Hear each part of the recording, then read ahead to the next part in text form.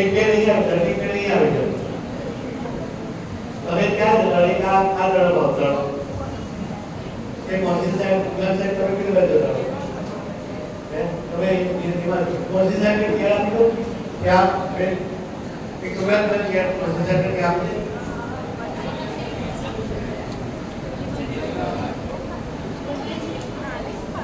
તો ક્યાં તમે આ દડો આવતા એટલે તમને દેખાય બરાબર પછી વિરુદ્ધભાઈ તમે આ નંબર આપે તો આ દેખાય છોકરાઓ તમે અહીંયા આવો આ પિલરમાં તમે આ નંબર આપે કે તમારી ગદર લઈ રીતના હા થોડા બાજુની લઈ જાય વિદ્યાર્થીઓને પણ દેખાય ને તમારી વિદ્યાર્થીઓ પણ નજર રહે બસ સાહેબ આ છોકરાને સાઈડ પર કરો બસ બરાબર પિલર બસ હા ઓકે બસ તમે એ રીતના તમારી સિચ્યુએશન રાખી કે બંને તરફ નજર રહે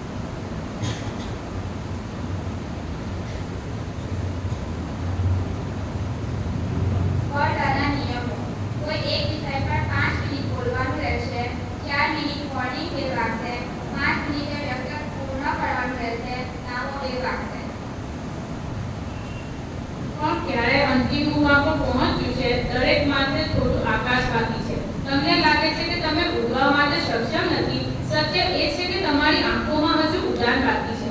તો ચાલો હવે આપણે જેના માટે અહીં ભેગા થયા છે તેની શરૂઆત કરીએ. આજે બાળકોને અંગ્રેજી માધ્યમની શાળામાં મૂકવા એક ફેશન થઈ ગઈ છે.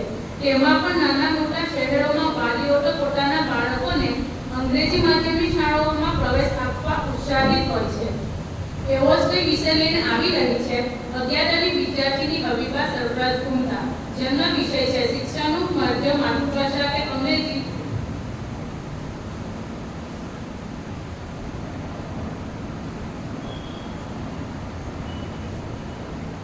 अस्सलामुअलैकुम वरहमतुल्लाहि वबरकातुहु. आदरणीय आचार्य श्री, शिक्षको અને મારા વહાલા વિદ્યાર્થી મિત્રો, આજની આ વક્તૃત્વ સ્પર્ધામાં મારો વિષય છે શિક્ષણનું માધ્યમ માતૃભાષા કે અંગ્રેજી. 6 જૂન આવે એટલે દરેક વાલીઓને શિક્ષણની બાબતમાં એક ભારે પ્રશ્ન પૂછાય કે બાળકને શિક્ષણ કયા માધ્યમમાં આપવું જોઈએ. મને આ પ્રશ્ન ખૂબ જ વિચિત્ર લાગે છે. મને લાગે છે કે આ પ્રશ્ન દુનિયામાં બીજે ક્યાંય નહીં પૂછાતો હોય કે શિક્ષણનું માધ્યમ શું હોય. આ પ્રશ્ન મને ખૂબ જ વિચિત્ર લાગે છે. આમાં વળી બે મત સી રીતે હોય. ઘરેણાના બચ્ચાને પૂછવામાં આવે કે તને કઈ ભાષામાં શિક્ષણ આપવું જોઈએ, સિંહની ભાષામાં કે ઘરેણાની ભાષામાં, તો તે કહેશે કે સિંહની ભાષા ગમે તેટલી સારી હોય, મને તો ઘરેણાની ભાષા સમજાશે, સિંહની નહીં. એ તો રિવાજ જેવું સ્પષ્ટ છે કે મનુષ્યનું હૃદય સમજી શકે તેવી ભાષા એટલે માતૃભાષા. માતૃભાષામાં બાળક જ્ઞાન ઝડપથી ઝીલે છે. બાળક જે ભાષામાં ઉછળ્યું હોય તે ભાષામાં તેની સમજ શક્તિ, વિચાર શક્તિ વધુ ખીલે છે. મગજ એક કોમ્પ્યુટર છે અને જેની વધુ મેન્યુફેક્ચરિંગ ભાષા એ માતૃભાષા જ છે. માતૃભાષા ઘરમાં જે ભાષા બોલાતી હોય તે ભાષા શિક્ષણનું એક ખૂબ સારું માધ્યમ બની શકે છે. મનોવૈજ્ઞાનિકો અને બાળ ચિકિત્સકો પણ માને છે કે જ્યારે ઘરની અને શાળાની ભાષા જુદી પડે છે ત્યારે બાળક મૂરઝાય છે. વળી આપણે તો તેને તેનાથી તદ્દન જુદી ભાષા અંગ્રેજીમાં શિક્ષણ આપવાનું વિચારી રહ્યા છીએ. તો બાળકની હાલત શું થતી હશે? આજે લોકો અંગ્રેજી ભાષાને વધુ પ્રોત્સાહન આપવા માટે ચીનનું ઉદાહરણ લઈ રહ્યા છીએ કે ચીનમાં પણ આજે લોકો અંગ્રેજી બોલતા શીખી રહ્યા છીએ. ચીનમાં સમાન સ્કૂલ વ્યવસ્થા છે. તેનો કોઈ ઉલ્લેખ કરતું નથી. ચીન આજે જે ઊંચાઈએ પહોંચ્યો છે તેમાંથી તે પણ માને છે કે માતૃભાષા એ શિક્ષણનું સારું એવું માધ્યમ છે. ગીતાંજલિ પુસ્તક માટે નોબેલ પુરસ્કાર પ્રાપ્ત કરનાર રવિન્દ્રનાથ ટાગોરે પણ પોતાની માતૃભાષા બંગાળીમાં શિક્ષણ મેળવ્યું હતું. વિજ્ઞાન ક્ષેત્રમાં નોબેલ પુરસ્કાર પ્રાપ્ત કરનાર સીવી રમણે પણ માતૃભાષામાં શિક્ષણ મેળવ્યું હતું. પદ્મશ્રી, પદ્મભૂષણ વગેરે જેવા અનેક ખિતાબો હાંસલ કરનાર રતન તાનાના જમણા હાથમાં અરુણભાઈએ પણ એસએસસી સુધીનું જ્ઞાન માતૃભાષામાં મેળવ્યું હતું. અવકાશ દરમિયાન પોતાની જાન ગુમાવનાર કલ્પના ચાવલા અને વિશ્વમાં પોતાનું નામ રોશન કરનારે પણ ગુજરાતી ભાષામાં તેમનું જ્ઞાન મેળવ્યું હતું. આપણા રાષ્ટ્રપિતા મહાત્મા ગાંધીએ પણ પોરબંદરમાં ગુજરાતી ભાષામાં જ્ઞાન મેળવ્યું છે. ગાંધીજીએ કહ્યું છે કે માતાના ધાવણ સાથે જે સંસ્કાર અને જે મધુરતા મળે છે તેની અને શાળાની વચ્ચે અનુસંધાન હોવું જોઈએ, જે પરભાષા દ્વારા શિક્ષણ મેળવવાથી ખોરવાઈ જાય છે. આજે આપણે માતૃભાષાનો અનાદર કરી રહ્યા છીએ. તેનું આપણે ભારે પ્રાયશ્ચિત કરવું પડશે. અંતમાં હું એટલું જ કહીશ કે શિક્ષણનું માધ્યમ એ માતૃભાષા જ હોવું જોઈએ અને હું માતૃભાષા વિશે કેટલાક શબ્દો કહેવા માંગીશ. મેં તારા નામનો ટહુકો હજી છાતીમાં રાખ્યો છે, ભૂસાવા ક્યાં દીધોય હજી પાટીમાં રાખ્યો છે, કઈ કેટલાય છૂટ્યા બધાની દૂર ચોટી અહીં, મેં હજી મારો ધબકારો ગુજરાતીમાં જ રાખ્યો છે. અને એટલે જ જેને વાંચવાથી મળે છે ત્રીજી દિશા, જેને સાંભળી કદી મળતી નથી નિરાશા, જેને લખવાથી મળે છે આશા, એવી પોષક અને પ્રેમાળ છે મારી માતૃભાષા. જઝાકલ્લાહ.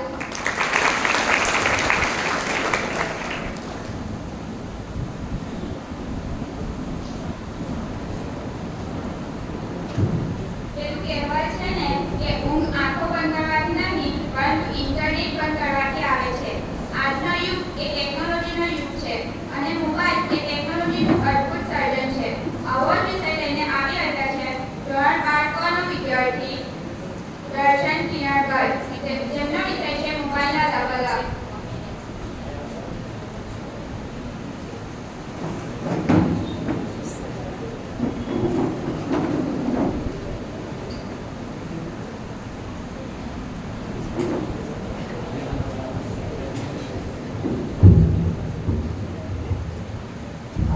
આચાર્ય શ્રી શિક્ષકગણ અને મારા વાલા વિદ્યાર્થી મિત્રો, મારું નામ કૌશલ દર્શન છે અને હું ધોરણ 12 માં અભ્યાસ કરું છું. મારો આજનો વિષય છે મોબાઈલના લાભ અને ગેરલાભ. આજે અહીં બધા ઉપસ્થિત લોકોમાં કોઈ પણ મોબાઈલથી અપરિચિત નહીં હોય. મારા ખ્યાલથી દેશનું કોઈ પણ કુટુંબ કે કોઈ પણ ઘર મોબાઈલ વગર નહીં રહેતું હોય, મને એવું લાગે છે. એટલે મોબાઈલના ગેરલાભ અને લાભ જાણવા તમારા માટે જરૂરી છે. મોબાઈલ એક ઇલેક્ટ્રોનિક ઉપકરણ છે, તેના લાભ પણ છે અને તેના કેટલાક ગેરલાભ પણ છે. મોબાઈલને આપણે માનીએ તો એક બ્રહ્માસ્ત્ર છે. મોબાઈલનો સારો ઉપયોગ કરીએ તો મોબાઈલ આપણને સક્સેસફુલ બનાવી શકે છે, આપણને સફળ બનાવી શકે છે. મોબાઈલ દ્વારા આપણે દુનિયાના કોઈ પણ ખૂણે બેઠેલા વ્યક્તિ સાથે વાતચીત કરી શકીએ છીએ. મોબાઈલ દ્વારા આપણે ઇન્ટરનેટનો ઉપયોગ કરી દુનિયાની કોઈ પણ માહિતી કે કોઈ પણ નોલેજ મેળવી શકીએ છીએ. મોબાઈલ દ્વારા આપણે અનેક માહિતી મેળવી શકીએ છીએ. મોબાઈલના ઘણા લાભ છે, એ હું તમને જણાવીશ તો જણાવતા થાકું નહીં, પરંતુ મોબાઈલના કેટલાક ગેરલાભ પણ છે. મોબાઈલનો સારો ઉપયોગ આપણને સફળતા તરફ દોરે છે, પરંતુ મોબાઈલનો ખરાબ ઉપયોગ આપણને ગેરમાર્ગે પણ દોરે છે. થોડા દિવસ પહેલા આપણે પોલીસ ઓફિસર્સ આવીને મોબાઈલથી થતા ક્રાઇમ, ઇન્ટરનેટથી થતા ક્રાઇમ, સાયબર ક્રાઇમ વિશે તમને જણાવ્યા છે. આ ગેરલાભો એ મોબાઈલના છે. મોબાઈલનો ઉપયોગ કરવાથી આ ક્રાઇમ થાય છે. મોબાઈલનો સારો ઉપયોગ એ આપણા જીવન માટે ખૂબ જ જરૂરી હોય છે. મોબાઈલ આપણે કેટલાક વિદ્યાર્થીઓ મોબાઈલને રાત મોડે સુધી જોતા હશે. મોબાઈલને રાત મોડે સુધી જોવાથી આપણી પૂરી થતી હોતી નથી, અને ઊંઘ પૂરી ન થાય તો આપણા મગજને આરામ નથી મળતો. તેની ગેરકાયદેસર આપણી યાદશક્તિ અને આપણી એકાગ્રતા પર પડે છે. એટલે ઇન શોર્ટ, એટલે કે સીધું કહીએ તો મોબાઈલનો ઉપયોગ કરવાથી આપણે શિક્ષણ પર ઘણી અસર પડે છે. એમ જોવા જાય તો મોબાઈલ એ શિક્ષણ માટે ખૂબ જ જરૂરી છે. જરૂરી નથી, પરંતુ મોબાઈલ એ શિક્ષણ માટેની એક ચાવી છે. જો મોબાઈલ આપણે ધારીએ તો મોબાઈલ દ્વારા આપણે શિક્ષણને પણ સરળતાથી સમજી શકીએ છીએ. હવે આપણે ભણતા હોય અને આપણને ક્લાસમાં સાહેબ ભણતર ન સમજ પડે તો આપણે મોબાઈલ દ્વારા તેને ઘરેથી જોઈ શકીએ છીએ. મોબાઈલનો સારો ઉપયોગ આપણા જીવનને સારું બનાવે છે અને ખરાબ ઉપયોગ આપણા જીવનને ખરાબ બનાવે છે.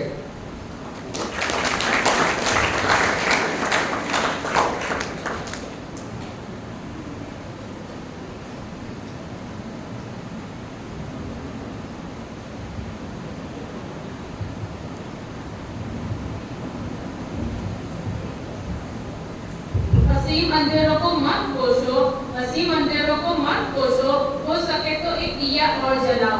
आओ मिलकर हाथ बढ़ाए, अपना स्वच्छ भारत बनाए.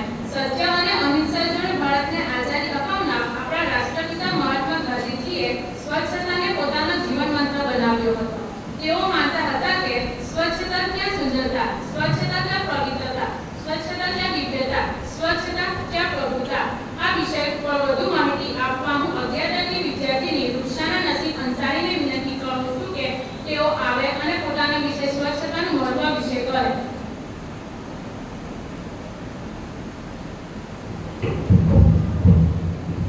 अस्सलामुअलैकुम वरहमतुल्लाहि वबरकातुहू.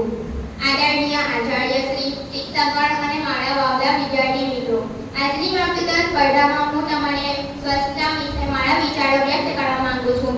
આશા છે કે તમે મને શાંતિપૂર્વક સાંભળશો. પોતાની અંદરની સ્વચ્છતા તે પ્રથમ વસ્તુ છે જેને શીખવી જોઈએ.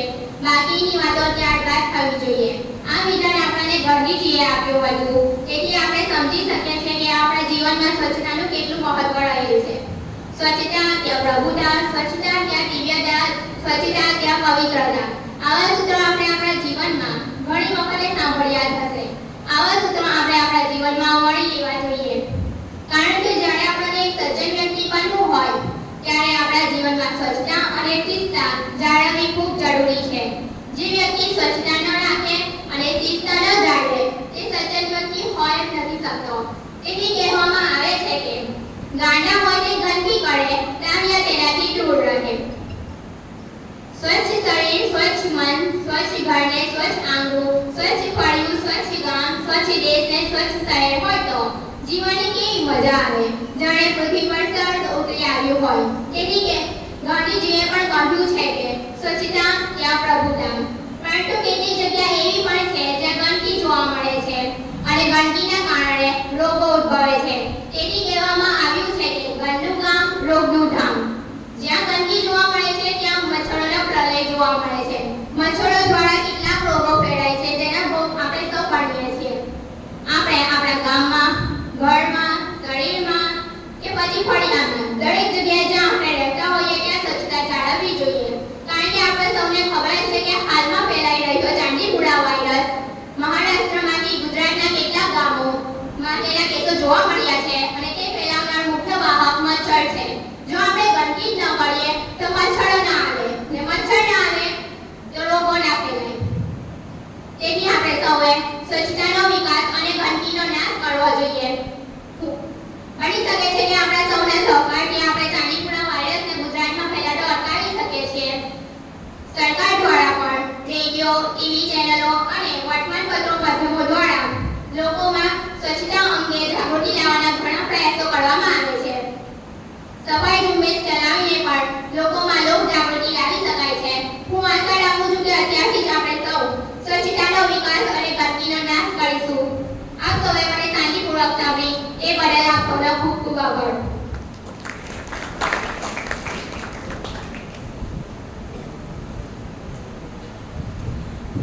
શ્રી ઉમાશંકર જોશીએ ખરું જ કહ્યું છે કે ગળે કરીને જનારને મળતી વિશ્વદળી વિશાળતા, પછવાડે અટવા થનારને વળગે ગઢ કરી શૂન્યતા. જીવનભર પોતાના સમાજના નાનકડા વર્તુળમાં જ ઘોડાઈ રહેનારને ખરેખર અનેક દ્રષ્ટિએ દરિદ્ર રહી જાય છે. હવે હું બાળ અને વિદ્યાર્થીની ફિરોઝ રુસ્તમ રોકડને વિનંતી કરીશ કે તે આવે અને પોતાના વિષય પ્રવાસનું મહત્વ વિશે કહે.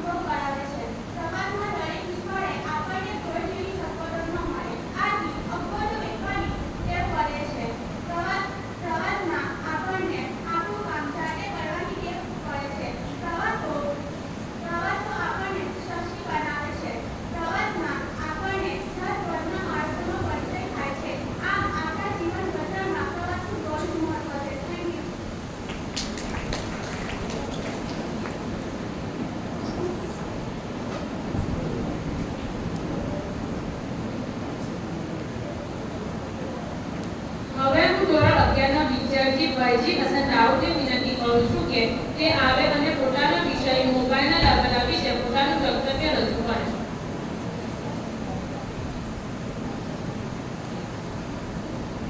Assalamualaikum warahmatullahi wabarakatuh.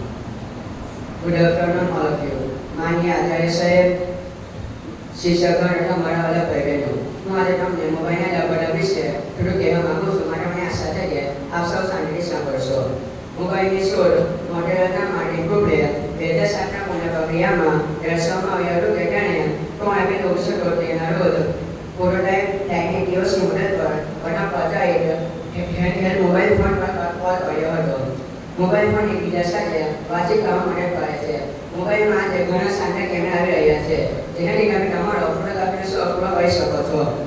પહેલા લોકો એવું કહેતા હતા કે તેમની પાસે DSLR નથી, તેથી જો તે સારી ફોટોગ્રાફી ન કરી શકે તો આ મોબાઈલ ફોનની મદદથી સારી એવી ફોટોગ્રાફી કરી શકે છે. તમે મોબાઈલ ફોનની મદદથી કમાણી પણ કરી શકો છો. આજના સમયમાં YouTube જેવી બીજી અન્ય ઘણી એપ્સ છે જેના દ્વારા તમે કમાણી કરી શકો છો. તમે તમારો બિઝનેસ વધારવા માટે મોબાઈલનો ઉપયોગ કરી શકો છો. મોબાઈલની મદદથી તમે દેશમાં અને રાજ્યમાં બેઠેલી વ્યક્તિ સાથે બિઝનેસ અને ડીલ કરી શકો છો અને તમારો બિઝનેસ વધારી શકો છો. જો તમને કંટાળો આવતો હોય તો મોબાઈલમાં ગેમ પણ રમી શકો છો. કે તે કેવી ગેમ છે જેના દ્વારા તમે પૈસા પણ કમાઈ શકો છો. નહીં તો તમે એન્ટરટેનમેન્ટ એપ્સ દ્વારા તમારું મનોરંજન કરી શકો છો. મોબાઈલ ફોન આપણા માટે ખૂબ જ ઉપયોગી સાધન છે, એમાં કોઈ શંકા નથી. પરંતુ તેનો અમારે એટલો ઉપયોગ અને દુરુપયોગ ટાળવો જરૂરી છે. તેનો વધુ ઉપયોગ આપણા શારીરિક અને માનસિક સ્વાસ્થ્ય માટે હાનિકારક છે. આજકાલ તેની મદદ આતંકવાદ અને માન્ય ગેરકાયદેસર પ્રવૃત્તિઓમાં થઈ રહ્યો છે, જેને કારણે આપણે સાવચેતી રાખવાની જરૂર છે. આ ફોન આપણા માટે ત્યારે ઉપયોગી સાબિત થશે જ્યારે એનો ઉપયોગ માનવ કલ્યાણ માટે થશે, ત્યારે તે દરેક આપણા માટે વરદાન સાબિત થશે.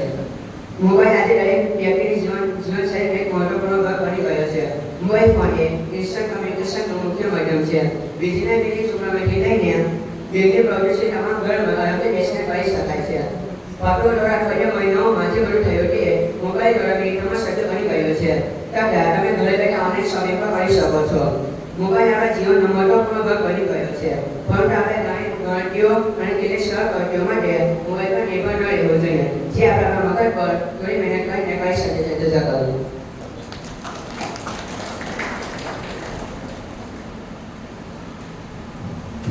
સદા સૌમ્ય શ્રી વૈભવે ગુજરાતી, મારી માતૃભાષા મને ગુજરાતી. માતૃભાષા એટલે માતાની ભાષા. આથી હું બાળપણની વિદ્યાર્થીની પટેલ સુજાન જાગીરને આમંત્રિત કરું છું કે તે આવે અને પોતાના વિચારો, શિક્ષણનું માધ્યમ માતૃભાષા કે અંગ્રેજી ઉપર પોતાનું વ્યક્તિત્વ આપે.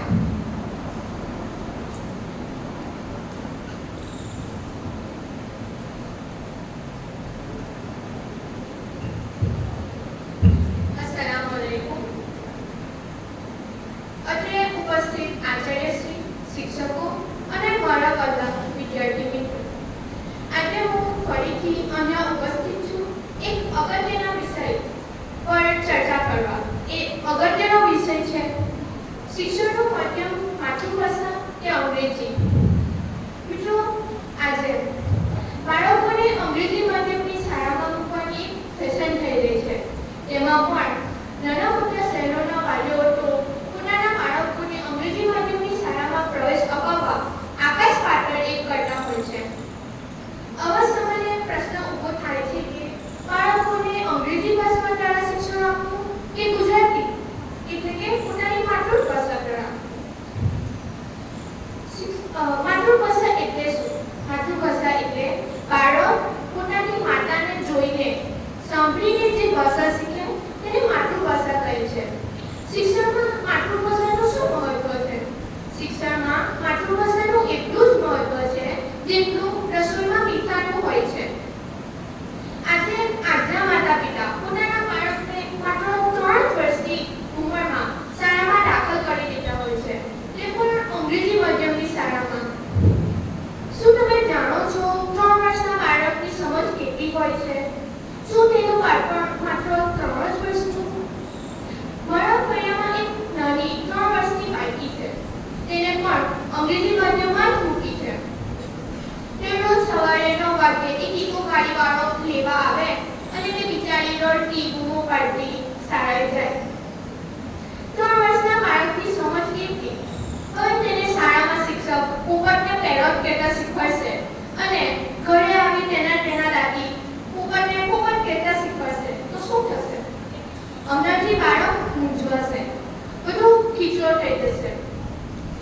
હું માત્ર એટલું જ કહેવા માંગુ છું કે એકાએકીમાં તમે તમારા બાળકને અંગ્રેજી માધ્યમમાં ભણવા મૂકી તમે તેને પોતાની માતૃભાષાથી અને બાળપણથી દૂર કરી રહ્યા છો. હા, જમાનો અંગ્રેજી માધ્યમનો જ છે, પણ જો તમે જમીનમાં બીજ માતૃભાષાનું બોલ્યું છે તો તમે તેના મૂળિયા ફેલાવા તો દો. તમે તેના થડને મજબૂત તો થવા દો.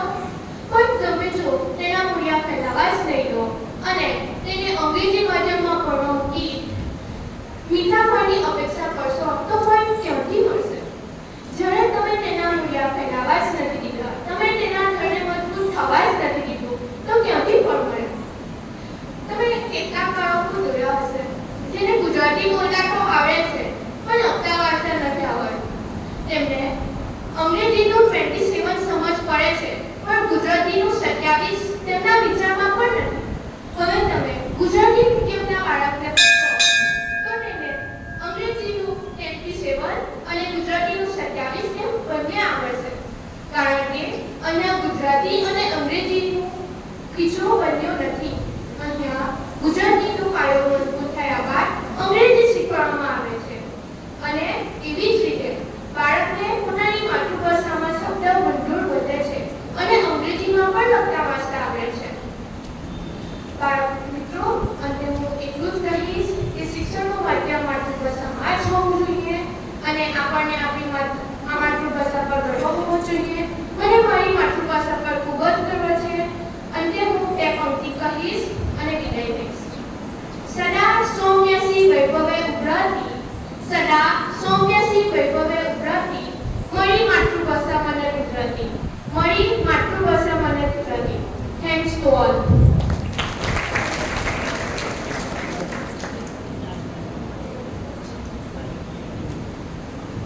हर नागरिक का हो ये सपना, स्वच्छ को संपूर्ण भारत अपना.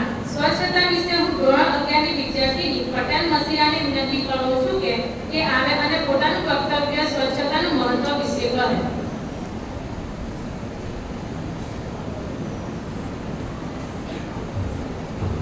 માનનીય આચાર્યશ્રી, શિક્ષકગણ, નિર્ણાયકશ્રીઓ તથા મારા વહાલા વિદ્યાર્થી મિત્રો, આપણે સૌ જાણીએ છીએ કે આજે આપણે અહીંયા વક્તૃત્વ સ્પર્ધાની ઉજવણી નિમિત્તે ભેગા થયા છીએ. તો આજનો મારો વિષય છે આપણા જીવનમાં સ્વચ્છતાનું મહત્વ. સ્વચ્છતા ત્યાં પ્રભુતા. સ્વચ્છતા અને સુંદરતા દરેક મનુષ્યને અતિ પ્રિય હોય છે. એટલે જ કહેવાયું છે કે સ્વચ્છતા ત્યાં પ્રભુતા. આપણા જીવનમાં સ્વચ્છતાનું ઘણું મહત્વ છે. મહાત્મા ગાંધીજી પણ સ્વચ્છતાના ખૂબ જ આગ્રહી હતા. તેઓ આશ્રમના લોકોને સ્વચ્છતાના પાઠ શીખવતા હતા અને તેઓ પોતે પણ આશ્રમની સફાઈ કરતા હતા. સ્વચ્છતા ત્યાં પ્રભુતા. આ ત્રણ શબ્દો આપણને ઘણું બધું શીખવી જાય છે. પ્રભુનો વાસ ત્યાં જ થાય છે જ્યાં સ્વચ્છતા હોય છે અને આ કહેવત આપણા પૂર્વજો દ્વારા કહેવાયેલી સાચી કહેવત છે. આપણે જોઈએ છીએ કે આપણા જીવનમાં સ્વચ્છતાનું કેટલું મહત્વ છે. મોટાભાગની બીમારીઓ અસ્વચ્છતાના કારણે જ થાય છે. કેટલાક જીવાણુજન્ય રોગો ગંદકીના કારણે થાય છે. આપણે જોઈએ છીએ કે ગંદકીના કારણે લાખો લોકો અનેક રોગોનો ભોગ બને છે. ભારતમાં ગંદકી ફેલાવવા માટે કોણ જવાબદાર છે? આપણે જ નદીઓને પણ દૂષિત કરીએ છીએ. આપણે પવિત્ર થવાના બહાને નદીઓમાં ડૂબકી લગાવીએ છીએ, તેમાં પૂજાનો સામાન પધરાવીએ છીએ અને તેને પુણ્યનું કામ સમજીએ છીએ. જરા વિચારવા જેવી બાબત છે કે આપણે નદીઓને દૂષિત કરીએ છીએ અને પોતાને પુણ્યનું કામ કરેલું સમજીએ છીએ. પરંતુ જરા વિચારો, તે જ નદીમાં કેટલા પ્રાણીઓ રહે છે. તે જ નદીઓના પાણીને આપણે પણ પીએ છીએ અને બીજા અન્ય પ્રાણીઓ પણ પીવે છે અને તેમનું સ્વાસ્થ્ય ખરાબ થાય છે. તો હવે તમે જ કહો, કોઈના સ્વાસ્થ્ય સાથે રમવું એ પુણ્યની બાબત કહેવાય? મહાત્મા ગાંધીજીને એકવાર પૂછવામાં આવ્યું કે તમે તમારી પ્રાથમિક પસંદગી સ્વચ્છતા છે કે સ્વતંત્રતા છે? તો મહાત્મા ગાંધીજીએ ખૂબ જ સરસ જવાબ આપ્યો. તેમણે કહ્યું કે મારી પ્રાથમિક પસંદગી એ સ્વચ્છતા છે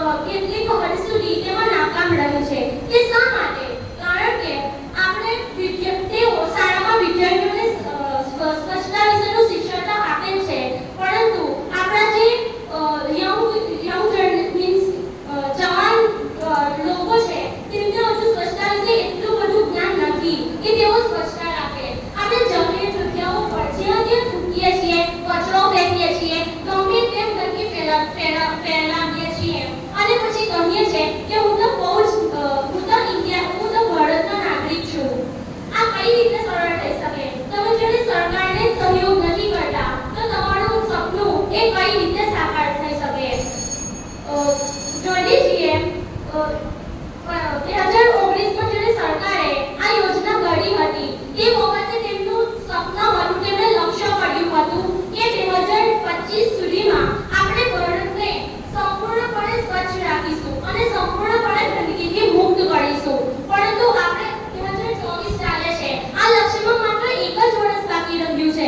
આપણે જોઈએ કે આપણી આજુબાજુ કેટલી સ્વચ્છતા છે અને કેટલી ગંદકી છે, તો આપણને ખબર પડશે કે સ્વચ્છતાની ક્યાં અને કેટલી જરૂરિયાત છે. અંતે હું એટલું જ કહીશ કે આપણે આપણા દેશનું આવતીકાલનું ભવિષ્ય છે, તો આપણે અત્યારથી સ્વચ્છતાની આદતો રાખીશું તો જ આપણે આવતીકાલના ભવિષ્યને સારું બનાવી શકીશું અને આપણા ભારત દેશને એક સ્વચ્છ ભારત દેશ તરીકે કહી શકીશું. અને હું એટલું જ કહીશ કે તમે મને શાંતિથી સાંભળી એ બદલ તમારો ખૂબ ખૂબ આભાર. જઝાકલ્લાહ. અસ્સલામુ અલૈકુમ.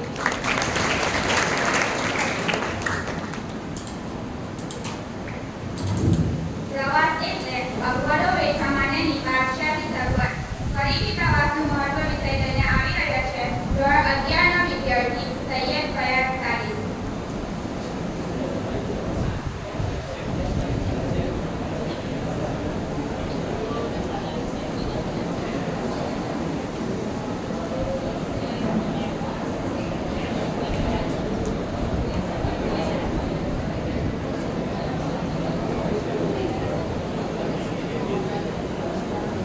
कार्यक्रम में खुशियों का महोत्सव हो जाएगा, समंदर में लहरों का महोत्सव हो जाएगा. शोभा आपकी और हमारी जो दुनी क्या होगी जब आपकी तालियों का महोत्सव हो जाएगा. સ્વચ્છતા તો ઈશ્વરને પણ ગમે છે, એટલે તો પુષ્પાને રોજ સવારે ઝાંખરથી જુએ છે. આજે હું ધોરણ 11ની વિદ્યાર્થી પટેલ આરતી મોહમ્મદ હનીફને આમંત્રિત કરું છું કે તેઓ આવે અને સ્વચ્છતાનું મહત્વ પર પોતાનું વ્યક્તવ્ય રજૂ કરે.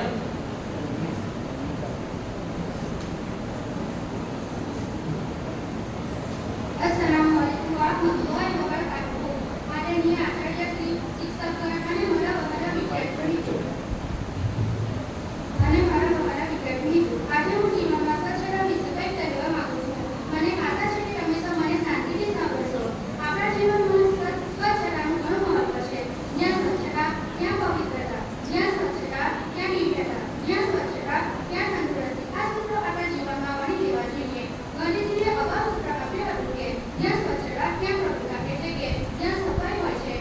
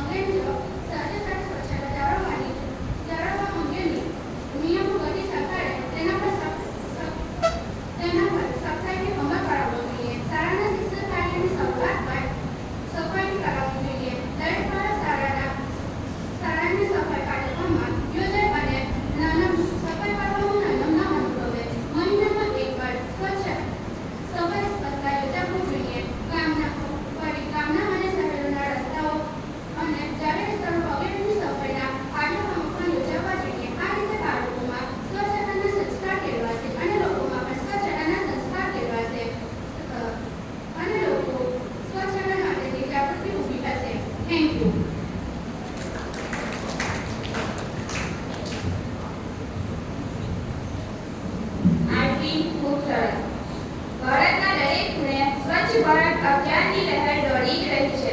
પણ શું તમે જાણો છો કે સ્વચ્છતા શું છે? આ વિષય લઈને આવી રહ્યું છે ધોરણ 11ની વિદ્યાર્થીની પઠાણ નેહાના. તેમનો વિષય છે સ્વચ્છતાનું મહત્વ.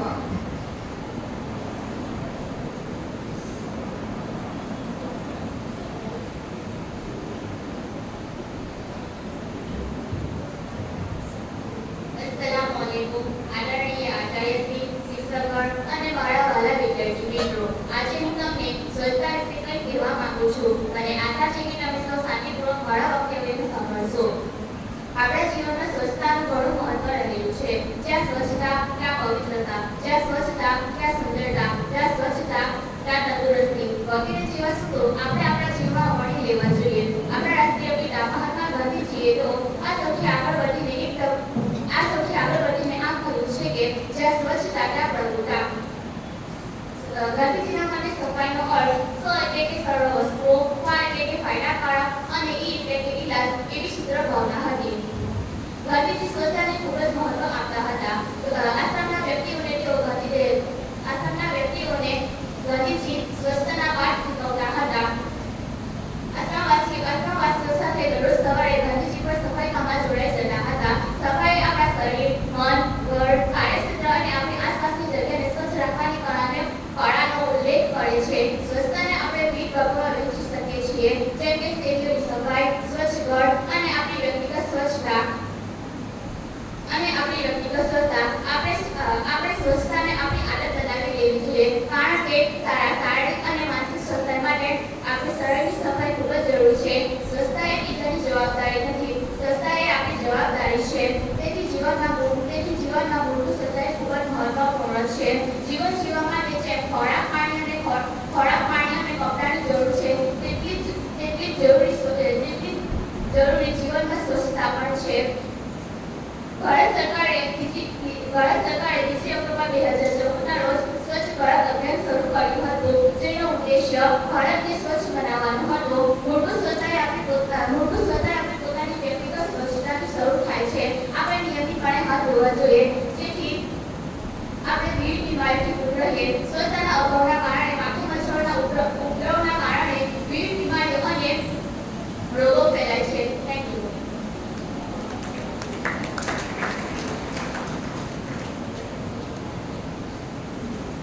રેહાના ખૂબ સરસ. વિજ્ઞાન અને ટેકનોલોજી ક્ષેત્રે અવનવી શોધોએ આપણને આશ્ચર્યમાં મૂકી દીધા છે.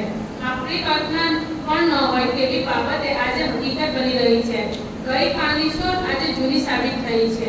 આ વિષય પર વધુ માહિતી આપવા હું પટેલ હફસા સરફરાઝને વિનંતી કરું છું કે તેઓ આવે અને પોતાનું વક્તવ્ય રજૂ કરે. તેમનો વિષય છે ઇન્ટરનેટ આશીર્વાદ કે અભિશાપ.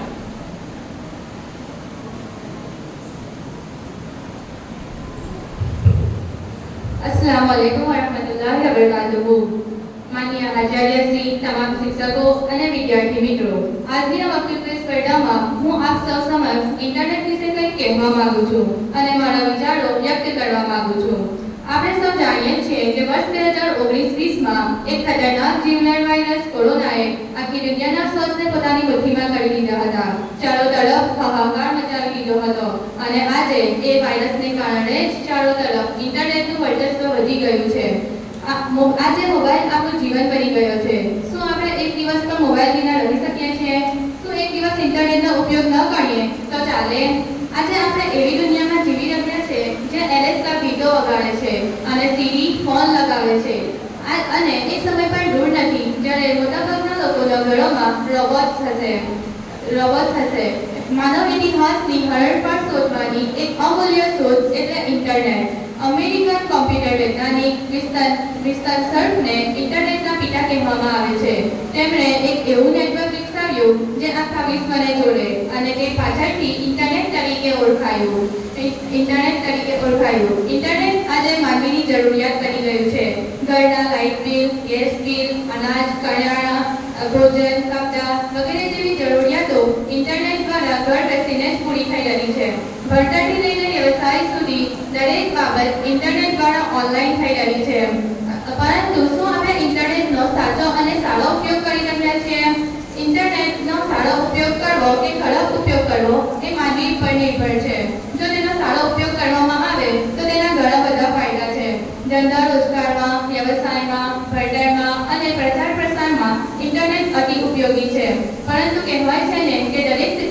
બાજુઓ હોય છે. જો ઇન્ટરનેટનો સારો ઉપયોગ કરીએ તો તે વરદાન સાબિત થાય છે અને ખરાબ ઉપયોગ કરીએ તો તે અભિશાપ પણ બની શકે છે. ઇન્ટરનેટની અંતે વિદ્યાર્થીઓના ભણતર પર અને બાળકોના સ્વાસ્થ્ય પર ખૂબ જ ખરાબ અસર થઈ રહી છે. ઓનલાઈન શિક્ષણના નામે વિદ્યાર્થીઓ પાસે ઇન્ટરનેટવાળા મોબાઈલ આવી ગયા છે. વિદ્યાર્થીઓ પબજી અને ફ્રી ફાયર જેવી ગેમો રમી ખરાબ રસ્તે ચડી રહ્યા છે.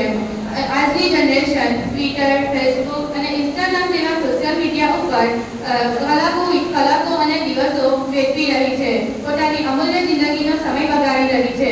અંતમાં હું બસ કેટલીક પંક્તિઓ કહી મારા વક્તવ્યને વિરામ આપું છું.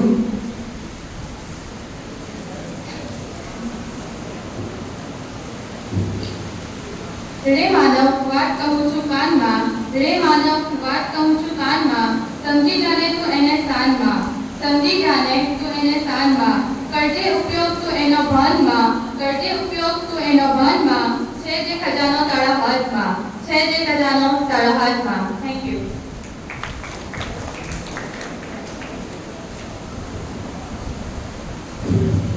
कविता खूब सरस। खुशियों पर मौज की रवानी रहेगी, जिंदगी में कोई न कोई कहानी रहेगी। हम यूं कार्यक्रम में चार चांद लगाते रहेंगे अगर आपकी तालियों की मेहरबानी रहेगी। હું ધોરણ 11ની વિદ્યાર્થીની ફેરીવાલા હાલિમા બશીરને વિનંતી કરું છું કે તે આવે અને પોતાનું વ્યક્તિત્વ રજૂ કરે. તેમનો વિષય છે સ્વચ્છતાનું મહત્વ.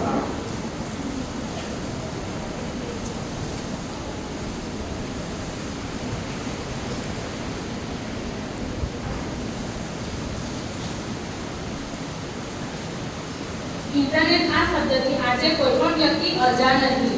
આમ તો ઇન્ટરનેટ એ સારી ભાષામાં કોમ્પ્યુટર્સ વચ્ચેનું નેટવર્ક છે, પરંતુ આ નેટવર્કનું જાળ કોઈ માયાજાળથી ઓછું નથી. આ વિષય લઈને આવી રહી છે ધોરણ 11ની વિદ્યાર્થીની અસ્મા ઇરફાન. જેમનો વિષય છે ઇન્ટરનેટ આશીર્વાદ કે અભિશાપ.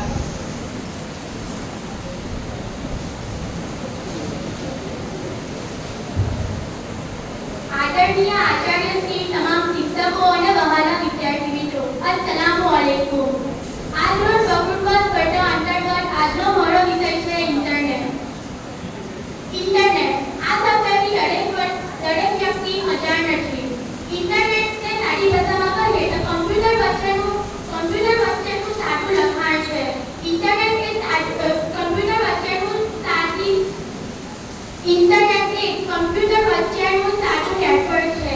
ઇન્ટરનેટથી આપણે માહિતીની આપણે કરી શકીએ છીએ. તે પછી સંદેશ હોય, વિડીયો હોય કે ઇમેજ હોય. એક સમય એવો હતો જે આધુનિક સમયમાં ટીવીનું સામાન્ય હતું. આજે ઇન્ટરનેટનું ઘણું મહત્વ છે. ઇન્ટરનેટના કારણે આપણે એકબીજાને મેસેજ અપલોડ કરી શકીએ છીએ. ઇન્ટરનેટના કારણે આપણે એકબીજાને વિડીયો મોકલી શકીએ છીએ. ઇન્ટરનેટ એ સંસારનું મહત્તમ અંગ બની ગયેલું છે. ઇન્ટરનેટ દ્વારા કોઈ પણ વ્યક્તિ, દુનિયાના કોઈ પણ ખૂણે રહેલો વ્યક્તિ બીજા વ્યક્તિ સાથે વાત કરી શકે છે. ઇન્ટરનેટ દ્વારા કોઈ પણ માણસ પોતાની ફેમિલીથી દૂર હોય તો તે ફેમિલી સાથે જોડાઈ શકે છે. ઇન્ટરનેટ દ્વારા આપણે વિડીયો કોલથી વાત કરી શકીએ છીએ. ઇન્ટરનેટ એ ઘણો અગત્યનું અંગ બની ગયેલું છે. ઇન્ટરનેટ દ્વારા આપણે ઘણા કામ કરી શકીએ છીએ. આજકાલ વોટ્સઅપ, ઇન્સ્ટાગ્રામ, ફેસબુક, સ્નેપચેટ વગેરે જેવા સોશિયલ મીડિયામાં આજકાલના વ્યક્તિ ભેજાઈ જાય છે. ઇન્ટરનેટ દ્વારા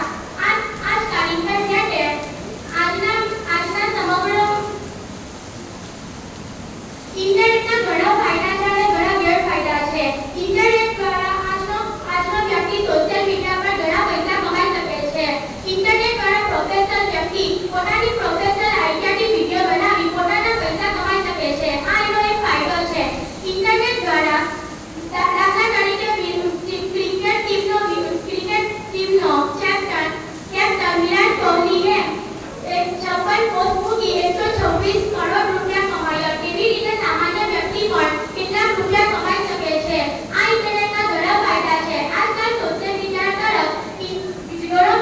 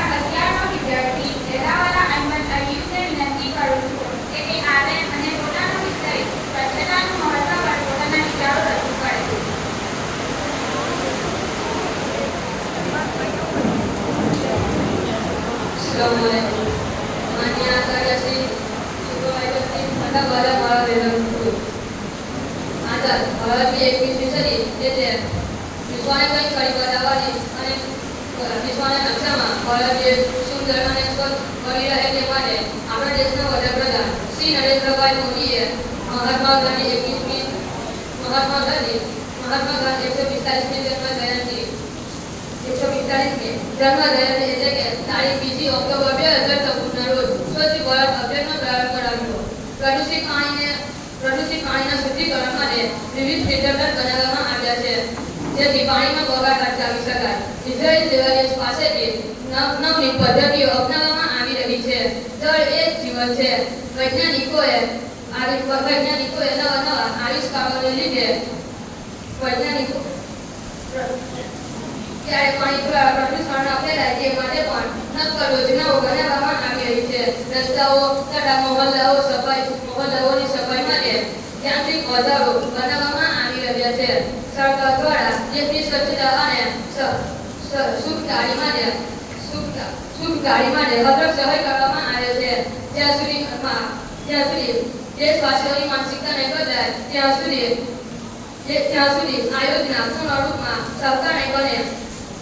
વૈજ્ઞાનિકોના નવા આવિષ્કારોને લીધે આજે વેસ્ટ ટુ બેસ્ટ પ્રોજેક્ટ અંતર્ગત ઘન કચરાને ઓગાળીને નવી વસ્તુઓ બનાવવામાં આવી રહી છે. मुश्किल नहीं है कुछ दुनिया तू जरा हिम्मत तो कर. मुश्किल नहीं है कुछ दुनिया तू जरा हिम्मत तो कर. वक्त बदलने की हकीकत में तू जरा कोशिश तो कर.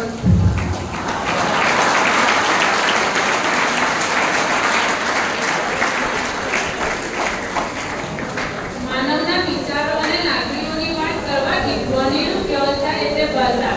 બાળકને શિક્ષણ કઈ ભાષામાં આપવું જેથી તેની કારકિર્દી વધુ મજબૂત અને શુદ્ધ બને તેની ચિંતામાં આજના માતા પિતાઓ રહેતા હોય છે. શિક્ષણ માતૃભાષા દ્વારા અપાય કે અંગ્રેજી માધ્યમ દ્વારા આવું જ કંઈ કહેવા આવી રહી છે. ધોરણ 12 અને વિદ્યાર્થી પટેલ સાનિલ રફી, જેમનો વિષય છે શિક્ષણનું માધ્યમ માતૃભાષા કે અંગ્રેજી.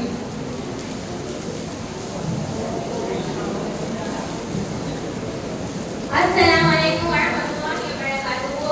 माननीय आचार्य શ્રી, શિક્ષકગણ તથા મારા વહાલા વિદ્યાર્થી મિત્રો, મારો વિષય છે શિક્ષણનું માધ્યમ માતૃભાષા કે અંગ્રેજી. તો હું આ મારા વક્તવ્યની શરૂઆત એક ખૂબ જ સુંદર પંક્તિ દ્વારા કરવા માંગુ છું કે હિન્દી મારી માતૃ ને ગુજરાતી મારી માત છે, કે હિન્દી મારી માતૃ ને ગુજરાતી મારી માત છે. જો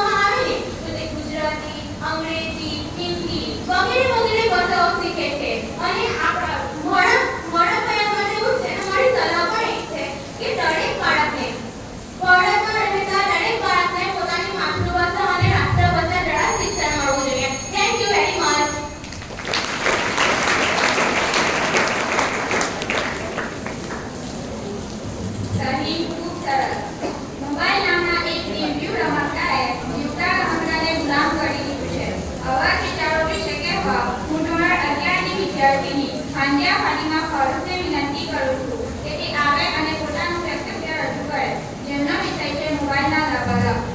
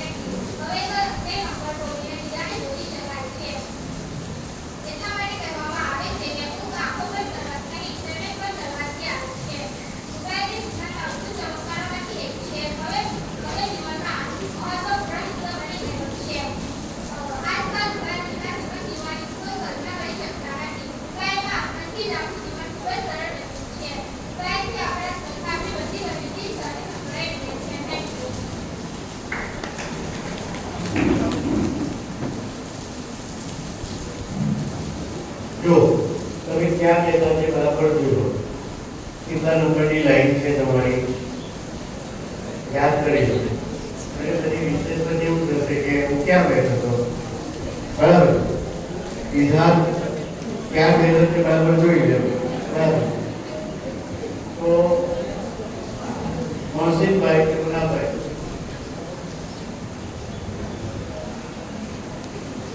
વિશેષ પછી પાછા આ જગ્યાએ આપણે મળીશું, બરાબર છે. 3 વિદ્યાર્થીઓ બાકી છે, ત્યારબાદ આપણે પરિણામની પણ તૈયારી કરી દઈશું ઇન્શાઅલ્લાહ, બરાબર છે. વિધિ સાહેબનો 7મો પીરિયડ કે વિદ્યાર્થી